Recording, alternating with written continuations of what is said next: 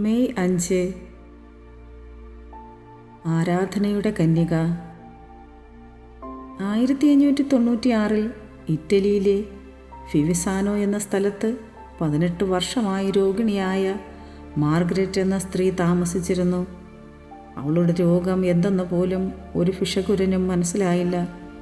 മാതാവിൻ്റെ ഭക്തയായ മാർഗരറ്റിൻ്റെ ആവശ്യമനുസരിച്ച് അവളുടെ സുഹൃത്ത് മാതാവിൻ്റെ അത്ഭുത ചിത്രം അവൾക്കായി കൊണ്ടുവരാമെന്ന് പറഞ്ഞെങ്കിലും അദ്ദേഹം ആ ചിത്രത്തിൻ്റെ കാര്യവും തൻ്റെ വാഗ്ദാനവും മറന്നുപോയി.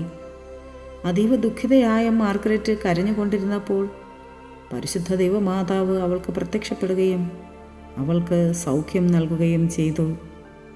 അത്ഭുതത്തെപ്പറ്റി അറിഞ്ഞ ജനങ്ങൾ അവിടേക്ക് ഒഴുകിയെത്തുകയും പിന്നീട് മാതാവിൻ്റെ സ്തുതിക്കായി അവിടെ ഒരു ദൈവാലയം പണി കഴിപ്പിക്കുകയും ചെയ്തു.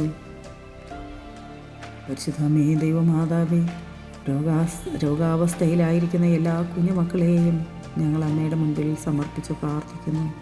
പ്രത്യേകിച്ച് RCCയിൽ ചികിത്സയിലായിരിക്കുന്ന എല്ലാ മക്കളെയും അമ്മയുടെ മുൻപിൽ ഞങ്ങൾ സമർപ്പിക്കുന്നു.